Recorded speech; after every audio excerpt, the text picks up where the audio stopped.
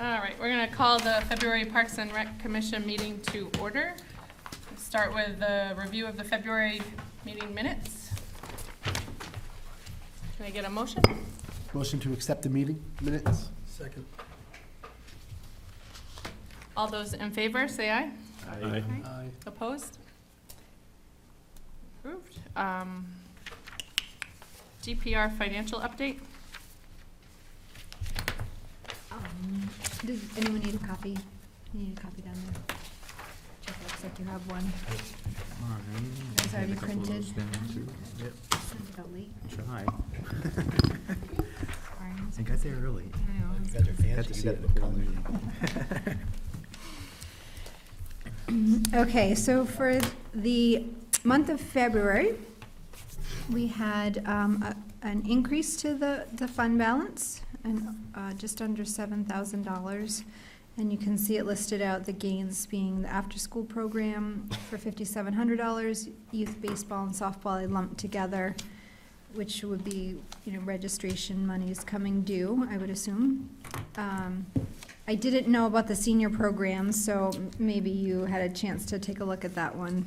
Yep. And then Youth Hoop Classic, which is, again, probably registrations fees coming in as well. And then those offset by some losses in admin, about $8,500 there.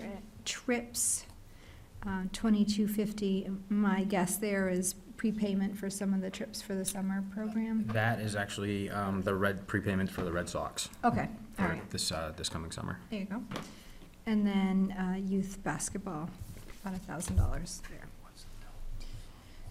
And then year-to-date, $13,600 increase to the overall balance, and you can see the gains and the losses. Again, it's similar types of things. After-school programs, $18,000. Senior programs, youth baseball and softball, $5,000. Hoops Classic, $2,850. Special events and dances, all with gains, and then offset by losses in admin. $13,500. Trips, $2,250. Youth basketball, and then equipment. So I didn't know, maybe, is the senior programs in the right spot, or? It is, so that is an anonymous donor that has sponsored us in the past, and they're continuing to do it, so we just took in another, I can't publicly thank them because they don't want to be recognized, but they're continuing to do it, so we do thank them. That's awesome. That's great. Is it always to that line? Yep, senior programs, it's specific to Jody's senior fitness class. That's great. So it pays for their, basically what they would normally pay to participate in any equipment that they need. What was, what was the special events revenue that came in? That was from last month. I think we saw something, wasn't it? That could have been one of our newer programs for, actually, I'm trying to think. Winter can't- Carnival is the only thing I would have. I can't recall. I'll have to follow up on that one. And then the only other question I had, I'm sorry I didn't give it to you ahead, was what was the major equipment purchase for $600? $599.99.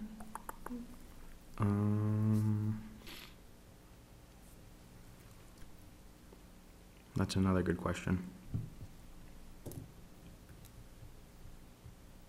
Kevin, do you have anything on that? Okay, I don't know if that's something that doesn't really belong there. It could be. Okay. I can follow up on those two. Okay, and we'll bring it maybe at the March meeting, so it's on the record. Sure thing. Anything else from anyone on finances? I have a question, just not on that month, but I was just looking, because for next month, we gotta talk tuition for the spring for soccer. What's the camp balance from last year? 22,515, What line number is it? 23. And shouldn't that just be can we just roll that into the soccer so it's one line item?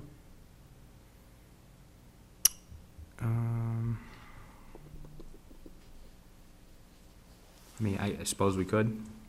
We don't Keep have. it easier? Yeah. I mean, they are related. Do, You want to talk about it some more off, We can talk in about it your later. I just- subcommittee, or do you want to make a motion now to consolidate lines 23 and 20? Let's talk about that one, if you don't mind, Yeah, yeah. Okay. when we get together. Do you know what it is, though? Is it something different than soccer? No, as far as I know, I'm not exactly sure what that is. Okay.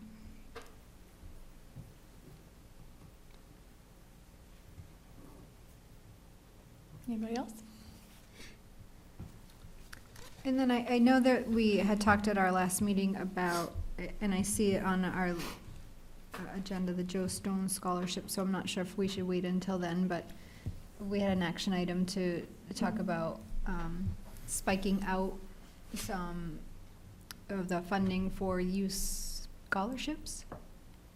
And I did ask Pete if we could put a separate line in the 81 fund, which is where the Joe Stone Scholarship exists. And he said we could put a separate line in there, and that way you could have visibility into the youth sports, or anything that we want to put in that Any line for youth scholarships for sports scholarships. programming. Yeah, so if we wanted to do that, that's an option. I said I would just bring it back to this group and see if that's what we want to do, because we had talked about setting up a different account or different fund. And since one already exists for Joe Stone, why don't we put a separate line item, and that way we could have visibility and report on it, and he could send us financials on it too. I like that. Yeah. And so if there was a scholarship awarded, it would be a It would journal go from that against line that, I to would your 80 fund. Right. Do you want to make a motion to do that and to put your, has the donation gone anywhere, the $300? No, it hasn't moved since it was put in. And to put that in there, Yeah, make a motion to do that, create a line in the 80 fund for 81? 81 for youth scholarships, and to place the, how much was it? 300. $300 into it. I second. Any further discussion? All those in favor? Aye. Opposed? Good plan. Thank you for following up with that. All right, baseball, softball registration launch. We'll defer to Kevin on that one. Okay, so baseball, softball registration's been open for a little while now. We're actually, I think, looking pretty good numbers-wise. So T-ball, we had 48 registrants last year. We're at 28. It's climbing every day. So with registration closing on Sunday, March 8th, we feel pretty confident that we're going to get somewhere close to that, which is always good. That was our biggest program last year. The next level, A through majors, we had 52 registrants. We're at 35. Again, we're difference of 17. That's going up every day. So feeling good there. Softball, we had 28 in 2019. This year we're at 21. So, you know, another 7 and we hit our numbers, but I think hopefully we can pass that. And then for Babe Ruth, our 13 to 15-year-old baseball, we had 11 registered last year. Right now we currently only have 1. So we'll see where that goes from here. We have used Constant Contact to send out campaigns over the past few weeks. One was sent out on February 27th, then automatically resent to those who didn't open the campaign on March 1st. Another one was just sent out today, and it will resend again on Saturday, March 7th, the day prior to registration ending. Through those campaigns, social media promotions were also set up to automatically post to our Deerfield Parks and Rec Facebook page. One was posted on 2/27, another one today, and 2 more scheduled for 3/6 and 3/8. Our online store officially is open today. That information was sent out in the campaign that went out today. The link will also be posted to our Deerfield Youth Baseball Softball group on Facebook, and another campaign strictly for the store will be sent out to this year's current registrants and last year's registrants probably by the end of the week. And then the only other thing we have is for this year we're going to do a mid-season ceremony and photo day, and that will be on Saturday, May 30th.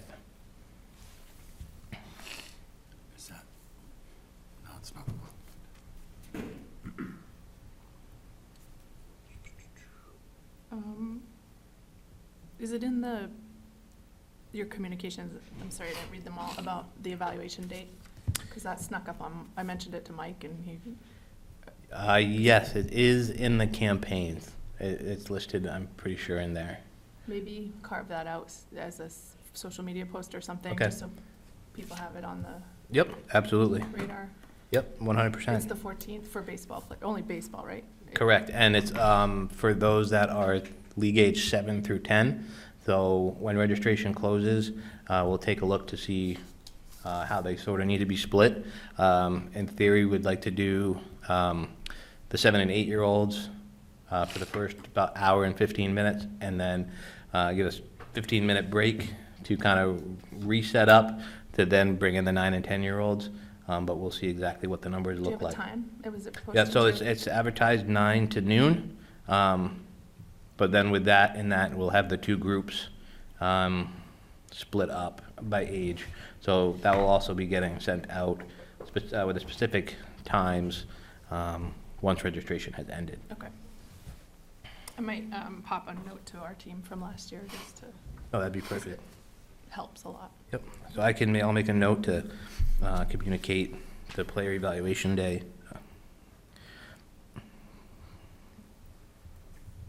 Anybody have anything on softball, baseball?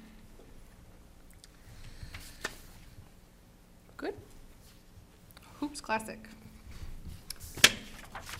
Okay, so we're gearing up.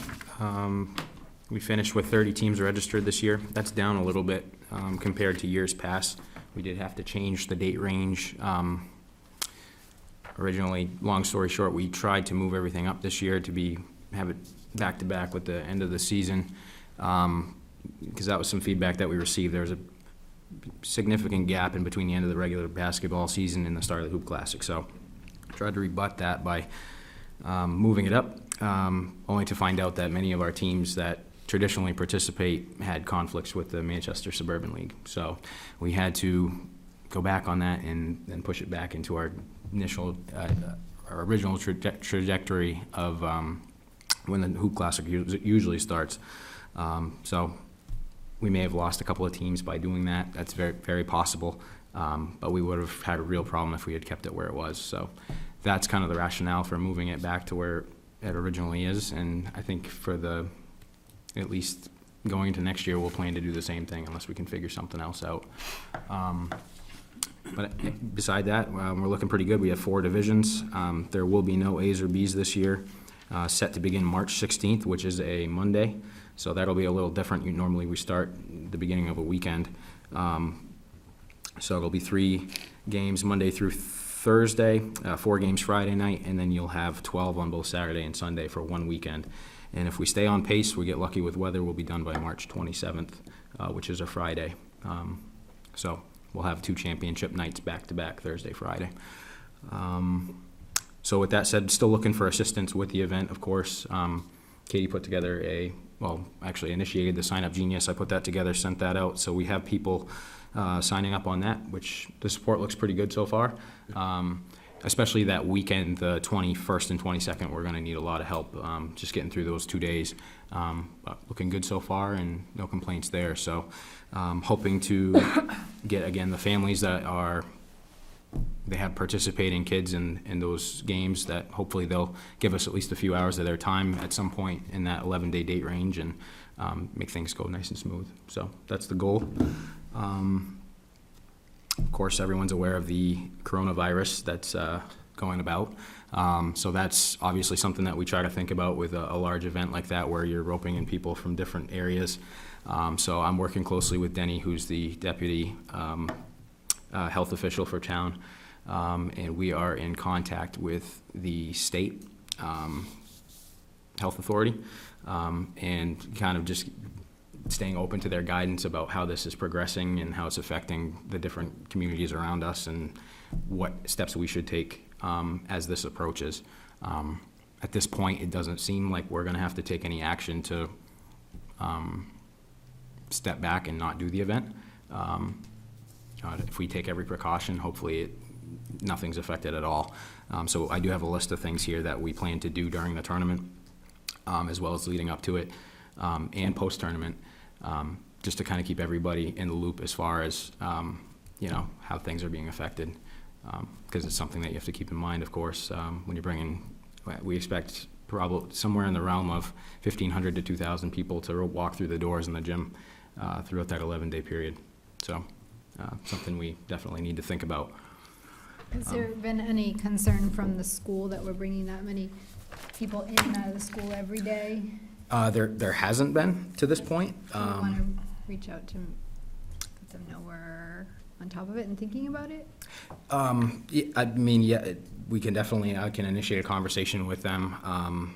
You know, it's not really news to, especially like the athletic director, she knows that we pull tons and tons of families from different towns in here, and so we can definitely initiate a conversation with that. And again, if it comes from the top with the state health authority that, you know, we shouldn't hold an event like this, we'll definitely pull it. But at this point, it doesn't seem to be as much of a threat, if that makes sense. So is there anything that, in your plan that is done every night at the end? Because, you know, the game will get over probably, what, eight or nine? Yep. Something like that. So, you know, whoever has that last shift, are we expecting them to do some sort of deep cleaning or? So just to name some of the things that we do plan to do, I'll start from the top to the bottom. We're going to start with informing people. So we'll have posters posted around about just etiquette of how you should be taking care of yourself. It should be common sense to most people, but we'll post it anyway. Just how to take care of yourselves and prevent germs from spreading.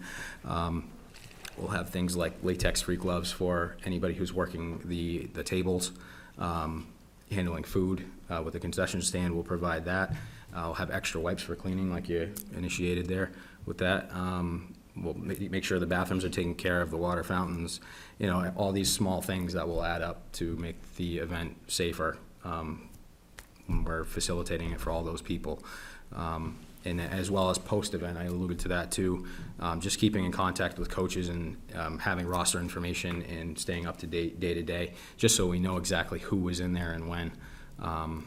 So that's kind of what we're trying to do to be proactive with the situation. And again, if we get something from the top that says, all right, this is a serious concern and you shouldn't be holding an event like that, that would be the unfortunate thing that we have to pull it, but you got to do what you got to do. So that's where we're at.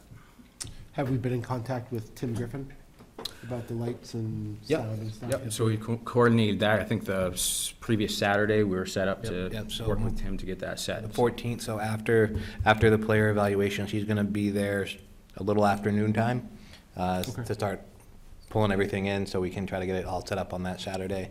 I let him know that there was gonna be an evaluation day going on, and, you know, I told him I'd be very cognitive of what was going on near the stage, and I could make sure stations for that day were set away, or if he was available to come in later afterward, his choice, and he chose to just come in afterwards, so. Anybody who's available to help with that too would be a big help too. Yes. It's usually like a 2-hour period, 2-3 hour period where we have to just get the Yeah. lights and all the And I equipment set up. should be able to be there. Okay, no so matter what. if anyone knows or that's another thing, if you're not looking, just sign up and work the desk or work the money taking or the scoreboard or anything like that. That'd be another way that you could help with the tournament for sure.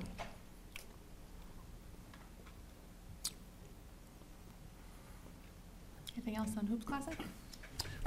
You want to bring it up? No, I go was ahead. just say, one of the things that came up, and I just tapped Nate for it because it came up at a friend's house, was kind of the competitiveness of the Hoop Classic and kind of how things historically had always been run, and kind of a shift in kind of how things were, because it was always run, you'd RAC, which was, everything was fair and balanced, but then Hoop Classic was run like a tournament, because that's how all the teams are that we played. And so it just came up, I guess, as substantial frustration with people, that like, it's always been, that the Hoop Classic has been run as a competitive tournament, because it's a tournament, and kids didn't have to be in it. They were asked if they wanted to. And so that's just something that I think, I guess, should be better addressed, you know, and if it is a changing practice, kind of why is it changing? Just because that's the way Joe had run it for years, and now a lot of parents that are used to being there. And it seemed like it created some substantial waves that just rippled over into other events. Because I wasn't involved in the ripples, but I heard about them. Yeah, So, you know, it was just brought to my attention, actually, this year, this is the third year we're running it, that there was ever any issue with how we entered teams. I've always been under the philosophy that you give every kid an equal chance to participate in the tournament. You know, that was how I approached it in year one, and that's how I'm still looking at it now. You know, if the kids also have an option to not opt into the tournament. So we've actually had a couple that have dropped out too. That's just, we're a recreation entity, that's kind of how I see it, which is a little bit probably different than what Joe, how he ran things. You know, if the kids are working hard all season to be a part of that tournament at the end, which until this point I never really received any feedback on, you know, and it seemed to be going well the last couple of years. I hadn't heard anything different. Again, this is the first time hearing it. But yeah, you know, I think just rewarding them for working hard all season is, I don't want to take that opportunity away from anybody. So if we want to look at restructuring or a different way of, you know, making it more competitive for certain teams, I think I'm open to that. But I never would facilitate like a cut for the tournament or anything like that. No, we're talking cuts like that. I think part of it is, I mean, we played it competitive last year because it's a tournament. It's a double elimination tournament, so wins and losses actually matter compared to regular. Yep. So I guess I brought it up partially because, I mean, everyone who showed up and tried, gave effort, got to play, but minutes were not balanced, and they haven't been. I just didn't know that things had changed, right? So I just kind of went along with how things were, and we played to try to win. We didn't win, but we did our best, because that's how all the other teams were playing. So I think that's kind of maybe it just wasn't transparent, and that when you came in, you were changing the policy, because you might have got the waves 2 or 3 years ago. Because I think that's how it was played last year. I don't know how you played it. Well, and I know typically for the tournament, I've always emailed my families of my players and have always just said that for the tournament, I'd love to have all the players on the team participate. However, it may not be equal playing time if it's a competitive game. Yep. Because it's a tournament, but all girls are welcome to come to practices. They will all get played. I will never not play. And that's really all we're asking for at this point, is that It won't be equal. Well, I think where the rub comes in is when there's more than one team at each level. Yep. Because Right. then you have a mix of players of different ages, and that's where I think your sore spot is when there's more than one team. right. Yeah. Because you've never had more than one team at your girls' level, right? Or Yeah, did- oh, last you year did? we had 2, 3, 4 girls teams. But we just kept, I kept my team, Jeff Kelly kept his team, and we just kind of ran with it. Yeah. And I think if you construct your teams like that from the get-go, that's probably the way to stick with it. You know, it was brought up by another parent or earlier on, why don't you try to make a competitive team? But what are you doing to, you know, some other players if you're trying to stack one of your teams against the other? What are you doing to the other team if you're mixing and matching? So, you know, I'm just all about equal opportunity. That's what I'm trying to get at here. So, you know, without cutting or without stacking one team or another and making the experience worse for some and better for others, we'd have to talk about it to figure out a better solution, is what I'm saying. So, I think a solution could be, if we have the numbers in teams, is an A and B division. I know this year we didn't, but right. maybe deliver that to all the other towns next time, because they might have the same problem. They might be just stacking one team, and they might not care. We're just gonna send the best team out. But if we tell them we have an A division, B division, it might take a couple extra days, but, I mean, it might prolong the tournament a couple extra days, but it might be worth it financially for us and for all the kids. Right. Like you alluded to, it's a numbers thing too, right? Because you obviously want to have a certain amount of teams in each division and stuff like that. So it's a little tricky, but we certainly promote that, you know, please keep your rep teams together and bring them to our tournament. You know, don't do anything else to construct a better team for the tournament if you can help it.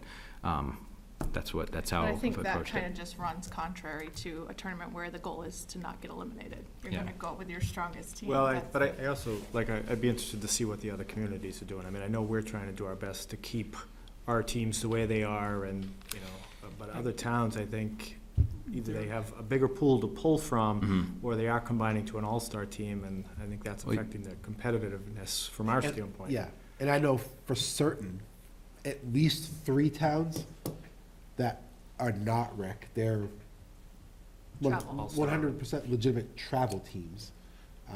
And they come in and they just take over the whole I tournament, mean, which that's- I get it, but Yeah, and that's why our Deerfield families Feeling beat up. would like to see that, yeah.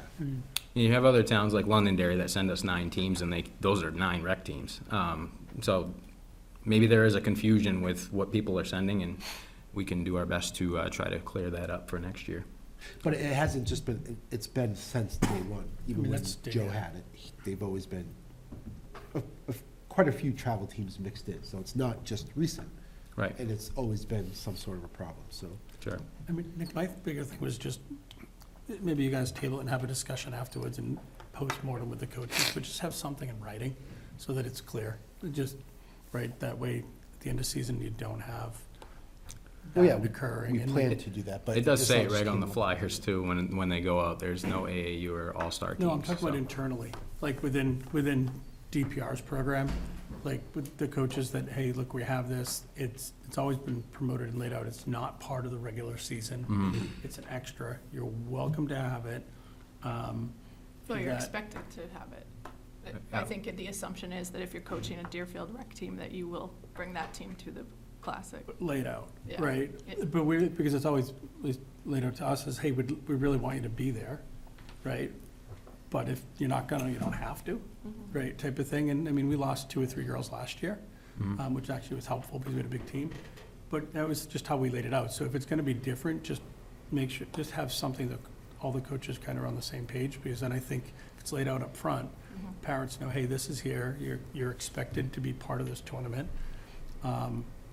And then the other part is that, I think it came up last year when our team was really short, and we were looking, because we weren't gonna have enough players to play, because we had too many backing out. Can you pull in players so that you can still play? Right, because remember we were trying to bring in Maddie at one point, it was like, who can we bring in that age group? Can you do that if you don't have enough players, and what's that cutoff, is it 8 players? Like, just something like that, that there's a, Yeah, because our team's going in with 7 on the roster. So Which if is the tight. coronavirus takes out 2, we're in tough shape. so if you went in with 8, which was the cutoff, I think, for the league, right? If you Right. made that thing that's saying, hey, you have 8, and if you're below 8 going in, you have the ability to pull in a kid to up your roster to 8, but not above 8. And we can redefine that for sure. I don't have anything against that. So Whatever this you- is good feedback, and whatever you- how hopefully you we do can it. meet like in a subcommittee and talk more about it. I don't want to overtake the meeting with this, but No, Yeah, my we whole can- point is just put something in writing, so that if Yeah. Katie has that, she has something in writing that says, oh, we're here, this is why I got to do it, cool. to prevent issues. I just say shortly after the tournament, we meet up and Yeah, hash good. it down and then. Have an maybe- AAR and just talk about. Yep. Yeah. Cool. Yep, that works. Perfect. Okay. Joe Stone Scholarship, I will take this one. So 2 pieces to it. The reminder that the event is on April 18th and that there's a sign-up genius. If you could please volunteer and share. It makes, I think, a lot of, it's very effective if you can just forward it to some people that you have their email address and make a personal ask and ask them, they can drop off a baked good or cheese and crackers or something on that day. And then the second piece to it is the scholarship itself. Amy Harrington last year and then Julie DaCosta before her took the charge of updating the application, which is basically just changing the dates and circulating it out to the forum and Concord High School and Co-Brown. So is there anyone who would like to volunteer to do that beginning with this year? You would need to update the application, send a couple emails, and then we would be looking to have the submissions for the applications submitted in April so that we can make a decision at our May meeting, I believe is how it's gonna fall.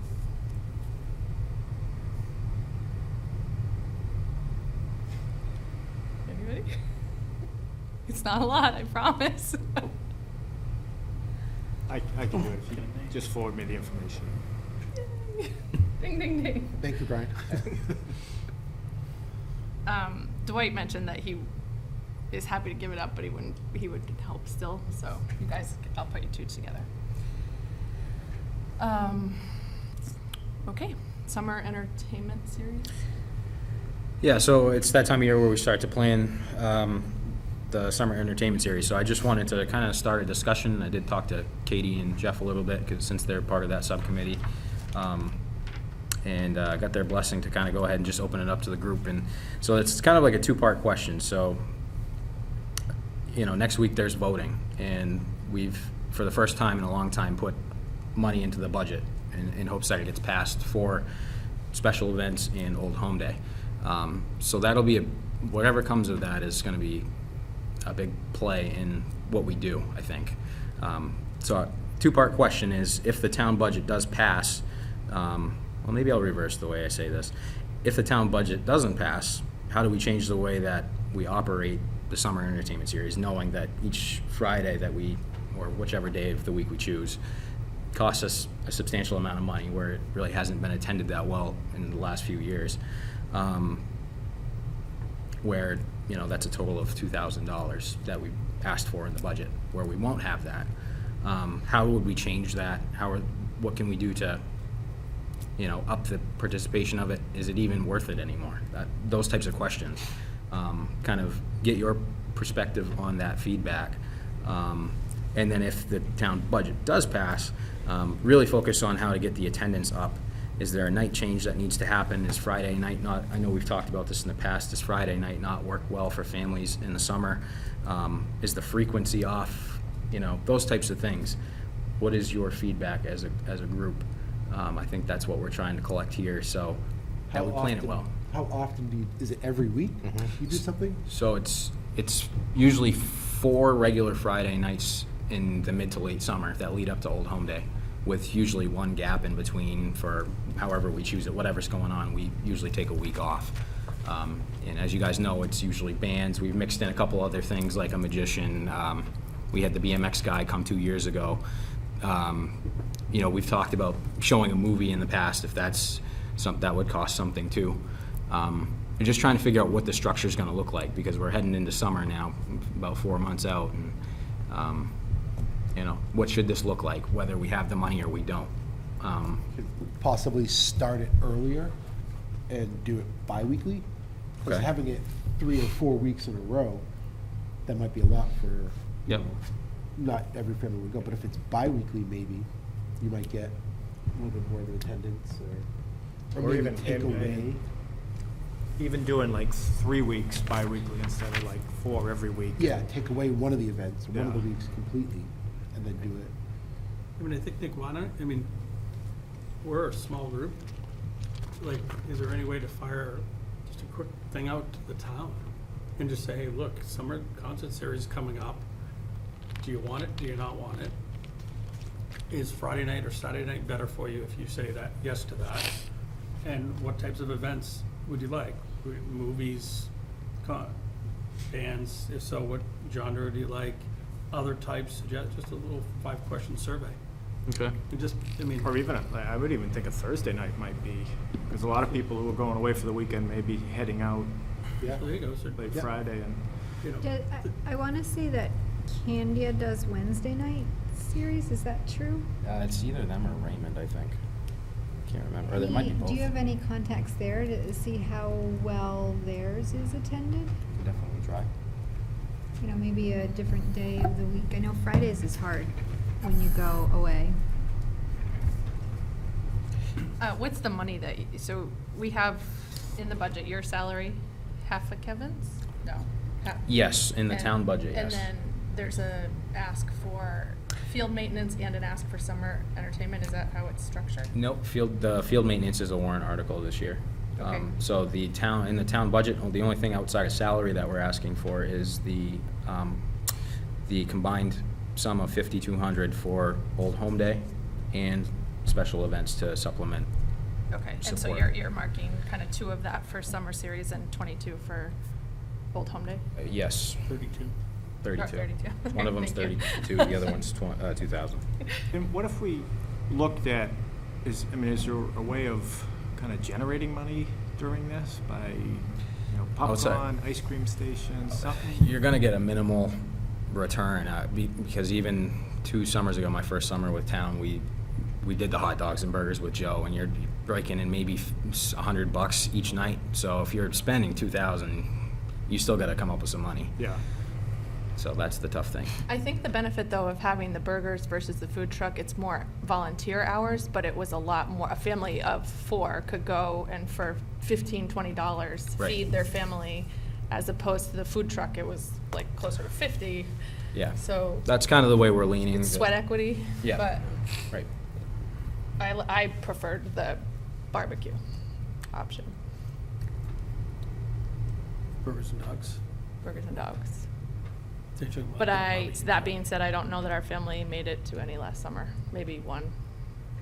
So I don't know. The attendance has definitely been down. I think Kevin and I talked about the numbers a little bit. It averaged between 30 and 40 people. So the best one was 50, right? Yep. In 2 years. So that's not very good, when we're spending that kind of money on it. So that's just the reality. Is it worth it to continue doing it? I mean, I think if we do a poll and come up and kind of see what people think they would come to, and then depending on what they say, even if we scale it back to where it's 2 nights, you know, I think it's nice to have, but you can get it diluted too if you're doing it too often, and people are gonna go once or twice, they're not gonna go 4. If So, we're gonna do less, like, say, 2 nights, possibly even hire like a better caliber, you know, entertainment. If you're gonna do like a cover band or something, you can maybe go out a little bit more and get something better that's gonna play, you know, different genre, like, or genre of music, and, you know. It sounds like too, the people thinking less nights, so maybe when we ask the questions, we say we're looking at doing, we could do, I was just looking like July 11th and then skip a week. Last Saturday in July and then the Saturday before Old Home Day, and do those 3. Put that out as, this is what we're looking at, what do you think, or, you know, instead of asking a random, just say, these are the ones we're looking at.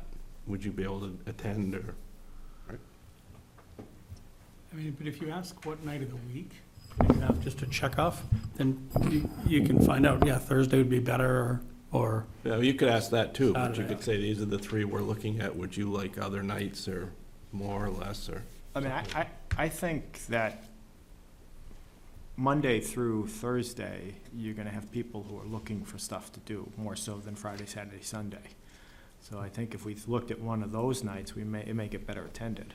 People are gonna be in town because they're working, they don't mind going out for a couple hours.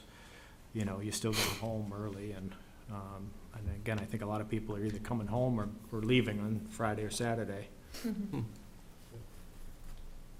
Right. So, sounds like we want to build a survey. Jeff, do you want to lead on that, or do you have I can build a survey. can build If a you guys survey have and we can suggested circulate. questions, please give those to me, and you know, just writing some. I think, is it an important community event to you, yes or no? What night of the week works for you, and types of events? I think keep it really short, Simple. yeah. Okay. So types of events would be band, And to, like, this. BMX, or your skill Magician. performer, Yeah. other. Those are really your only 3 categories, And right? if, I would say if they picked like band, like genre, like, Yeah, I don't know if I would even go that oh, deep. I was just saying that because I heard some people Oh, were did just you hear saying that was feedback that kind it of was- like, the music was old. But there's different crowds, right? I Yeah. don't know how you appease that because you have such a big group. The other one, maybe one question on food. Look, go back to the Burgers and Dogs barbecue, family barbecue, you know, average price is about here versus food truck, average per person price about $15, $20. And just lay that out and see what people have to say. It's what, 1, 2, 4, maybe 5 questions total. Mhm. And is it the opinion that we should spend the money even if the budget is voted down, that's a good question. See what the survey says. if it's important to them or not? Yeah, if we get enough people, if 5 people come back and say it's important. Okay. Good enough. That's perfect. All right. Before citizens' comments, I had other business. I had asked Nick if he could give us an update on the Hartford Brook and the grant. Yep. Is that okay? So currently waiting to hear back from the Land Water Conservation Fund representative. A few months back, I think I mentioned that we are gonna need an extension in order to satisfy all the requirements of the grant so that we can receive 100% of the funding at some point. So that's really what I'm waiting on. Waiting to see what we have to do, how we apply for that extension. As you guys know, we're up in May of 2020. So it's my understanding that, you know, if accepted, we'll receive an extra 2 years or so to kind of fill everything in. Right now, it's the ADA. That's a big part of it. If it's not an ADA compliant facility, we can't receive more than 75% of the match. So when it's $25,000, you're losing about $7,000 of that was committed. And as you guys know, there's a list of different things that we have to check off in order to become compliant. So that's kind of where we're at, just waiting to hear from him. I'm gonna initiate that process, apply for the extension, and we'll start to look into things we can do this spring. So you have to apply, is there any odds of not getting approved? In my conversation with him, no. We just have to rationalize it, which we will do. I am ignorant in how grants work. The thought, going into like an election year, or if something changes in the economy, is there any risk that we would lose the grant? No, because they've committed to it already. So I believe that they're, according to the paperwork that I look at, Jeff's making faces at me over there. I don't know how they work. I'm not a grant. But But I will tell you that we had a federal grant on our property to put a pond in and do a bunch of work that was through the USDA, all approved. They did the water studies on our property and everything, and they came and it was elections and budgets changed, $105,000 grant got pulled. So who After we'd already awarded started it the to work us? and put 2 years in. it was the Land Water Conservation Fund with New Hampshire. I don't know the answer, but I don't. So I- Again, would it be better to take 75% now with the commitment that we're still going to do the ADA work, but or wait 2 more years to And I can- realize the? Yeah, I can certainly submit for a set, because we've matched more than 75% of the grant already, so I could just go ahead and do that and then apply for the additional 25% after. What, is it better to have 18 But- now, Hey, or well, to wait for 7? I don't, Well, could you get your 75% now and ask for an extension for the other 25%? Or do you, I think that's the idea, yeah. I would do that. Do that. And then what is the grant fund? Is it just offset any costs that we've already? It's anything to do with the project that was laid out in the second phase of the Hartford Brook projects, because there was a first phase where they just kind of laid everything out. And I can't remember if the building was part of the first or the second phase. I don't know if you guys recall. That was before, it was the first. So the second portion of it was, you know, the skins, the fencing, all that stuff, kind of filling in everything after that. So it's a match up to that point for the second So phase. it just comes in and it offsets any those costs that we've already incurred? Correct, because we paid for everything up front, so they're matching us. So they'll look good in the 80 fund when it comes in. right. So that was my hesitation for waiting 2 more years to realize it versus. Right, and there's nothing to say that we don't have to, that we have to wait 2 years. We can apply for that at any time, I think, to get the reimbursement. So I'll see, once Bill gets back to me, I will see if we can initiate that. Once he gets back to you. Yeah. And then, so we're waiting on doing all the ADA stuff. Is there a reason why we can't get that done soon? I think it was just weather, right? We're waiting. For ADA? Yeah. Yeah, because it's, there's like a pathway that we have to create, the parking's a big one, parking section. There's quite a bit there that's gonna far exceed, I think, what the initial proposal was for expense. So all of that stuff that we need to do is gonna take, and I know we talked about this, I just can't remember, how many months and how many dollars? So I'm just thinking, like, are we waiting is it gonna take us 2 years to complete all this stuff and we're gonna be spending $20,000 or can you just remind me of what it was? Remains to be seen, because there's, I think I bulleted, and this was a few meetings ago, it was 6 different pieces to become ADA compliant, so there's quite a bit that's going to add up, past what we ever expected. And for whatever reason, when it was originally proposed, it wasn't clear in there that all these ADA things had to be complied with. And that was before my time, unfortunately. So, And is it because we want to be ADA compliant, or do we? you have to be, because it's a public facility, and it's open to So the we public. have to do it anyway? Yes, so it's even beyond the grant. If you're open to the public, you should be, it's a new facility, and it has to fall under those guidelines. The ADA Act of 2010, I believe it is. Okay, so we So- have to do this So we want to get that done anyway. before the Act of 2020 is passed and all the rules change. It's, you're right, it's still in progress technically, so they kind of look at us as we're in progress, so we don't have to comply tomorrow necessarily, but we have to be working on it.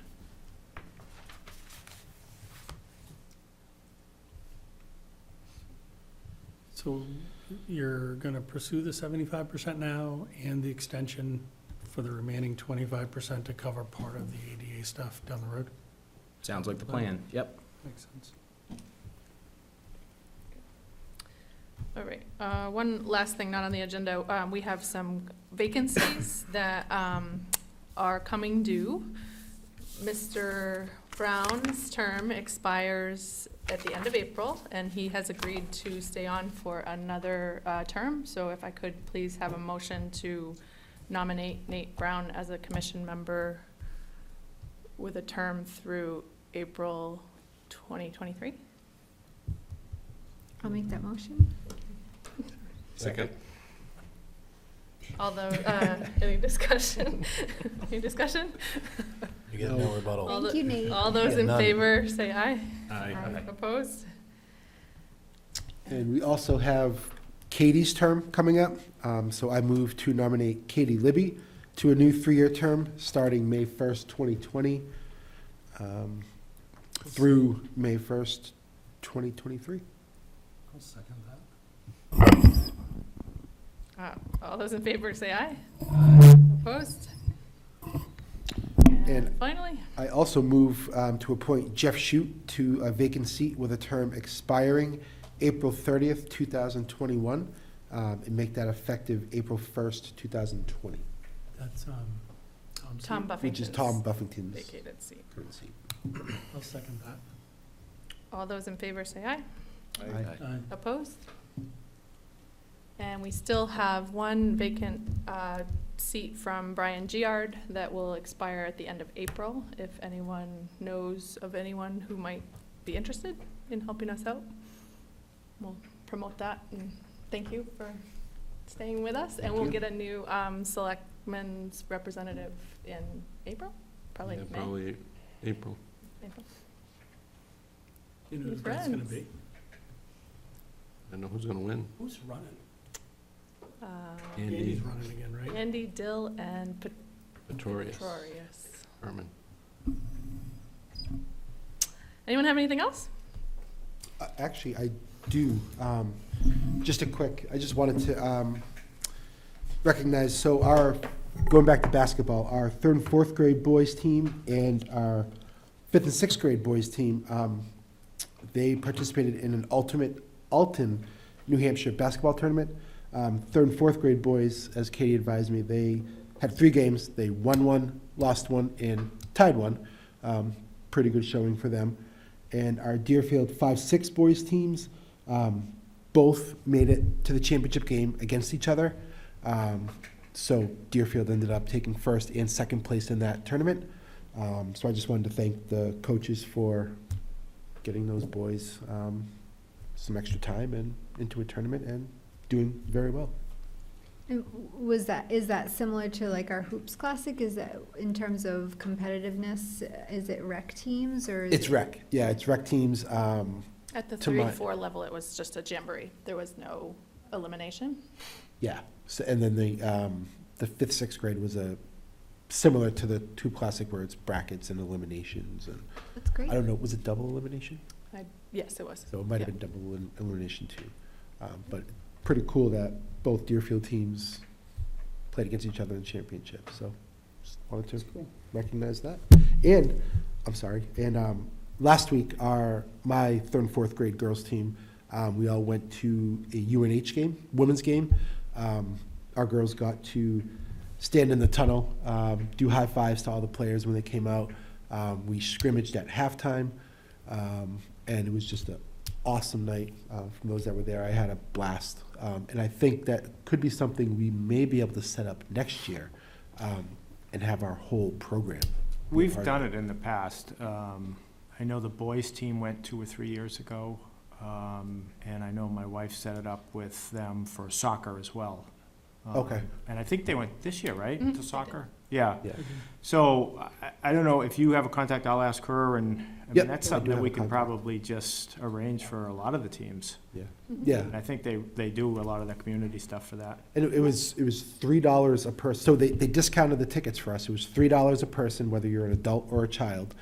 And it was a great experience. I was It gonna was say awesome. kudos to Cullen Barnes, because Cullen Barnes works in there, he's in charge of like group ticket sales and all that up at UNH, and so he helped Nate set all that up. Yep.